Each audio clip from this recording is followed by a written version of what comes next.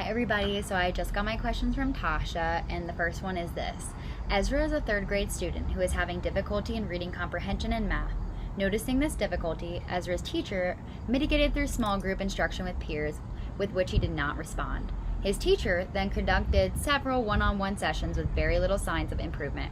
In your own words, draft a step-by-step plan to ensure the appropriate identification process is being taken. So, it looks like, from what this problem says, that the RTI process has already been done. So that's normally the pre-referral activity. So that would be the first part of the 3 steps that we have to take. So the first step is referral. So normally pre-referral activities are done, in this case RTI, which was already done in this problem. So then the referral comes. So in this case, the teacher is going to refer that this student gets special education evaluation. So that will be done by us, and to the special ed department we refer this Ezra student. Next, the assessment stages. So this is evaluating and developing and writing. So the first part is this multidisciplinary evaluation. So basically different specialists come in, aka like the reading specialist or speech pathology, or all of these specialists come in and perform their evaluation essentially and assess based on data how Ezra is doing, what's going on, just kind of gather some knowledge. So they administer tests, obviously in the native language, to evaluate what he does know and what he can know, and like all of that.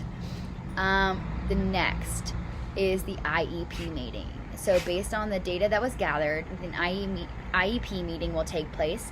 So the info has been gathered and the parents are going to be contacted, and then this meeting will occur. So this meeting is going to determine the eligibility for special education, and the IEP will be written. So this is an individualized plan. So then the necessary special education services will be administered, and the contents of the IEP are filled in. And once those are determined and filled in, related services will be determined, such as like if they need transportation or whatnot. So basically this kid's getting individualized special education, and it's being determined here. Finally, in the instruction stage, Ezra will finally have the IEP. Then the IEP contents will be administered and implemented in the classroom. So whatever he needs, he will be accommodated for, and in the special education classroom, he'll receive the specialized instruction for his individual plan. And then the last bit is reviewing and reevaluating the student. So there always needs to be continual review and reevaluation, and the evaluations that will continue to be done need to be thought of prior to this stage, so that way you're consistent and you know what you're looking for.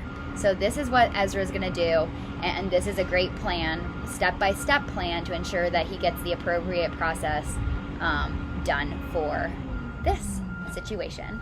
So yeah, that's number 1.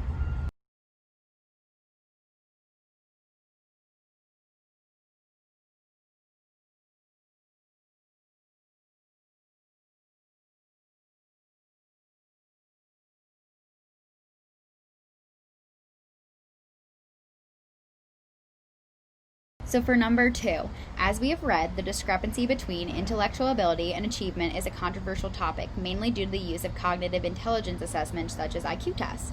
What are your thoughts on this? Is it necessary to utilize these assessments and obtain a discrepancy score for identification? And why do you think this? So, big question. Essentially, since I'm a math person, I teach math in the middle school, so I'm not like super high level or anything. But as a math person, we always want to have the most data that we can. So I never believe that one test should be done and we should base all of our assumptions and thoughts and decisions off of one assessment. Sorry, it's super loud. I live by a Kroger. So essentially, I think having the most data possible is a good thing, because when you have more data, you can clearly see if the average is a true average, or if it's kind of like, well, there's really highs and really lows, and like they averaged it, ended up in the middle. Or I think it's also possible you can see outliers better with data like that. So I always think that more data is better. Is it necessary to utilize the assessments? I think it's a good idea. I mean, the actual definition of a discrepancy score is a mathematical calculation for quantifying the discrepancy between the student's current achievement and his or her potential. So, I mean, that sounds in theory like a great idea. So that way you can kind of see, like, here's the hard facts. But then again, there's a lot of people that have some concerns about these kind of things. So sometimes the results that we get from this assessment don't inform about instructional processes. Sometimes the students don't meet the discrepancy criteria.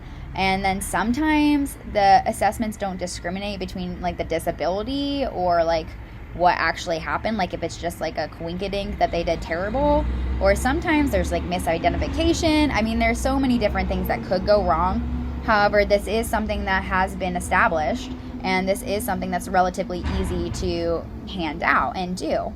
So I think that it might be necessary in some cases. It just kind of depends. It depends, to quote Jamie.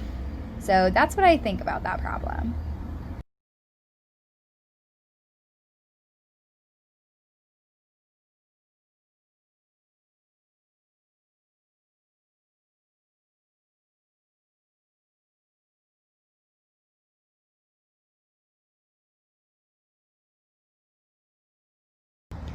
Finally, in problem number 3, it says create a scenario in which you think using a discrepancy score might be necessary or more helpful in identifying a student's needs. How could the discrepancy score inform your decision making along with other necessary data? So, creating a scenario. So I think for discrepancy scores, like, a really good one is we took a test or we take a diagnostic. And for, at least at our school, we take a diagnostic in math, and it basically assesses where a student's at. So the questions get harder if they get more and more right, to see like what grade level they fall into. So I have some kids who have fallen into a grade level of 3, and they are 7th graders. And then I also have 7th graders who are falling in like late 7th grade.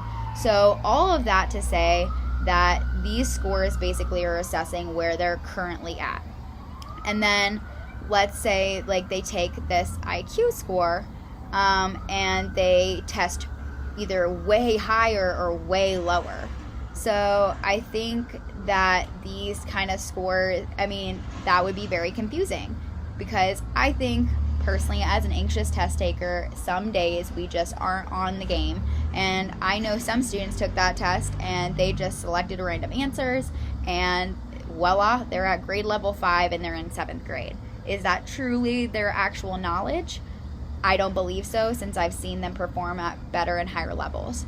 Does that mean that their IQ score shouldn't align? Should I get a discrepancy test? Probably, because I know that based on evidence that they can do better and have a higher score. So I think that would be a good scenario, is when a student takes a test and you know a little bit more into the student's lifestyle and life and like their academics, that you know, like, that doesn't seem right. I think a discrepancy score might be a good idea.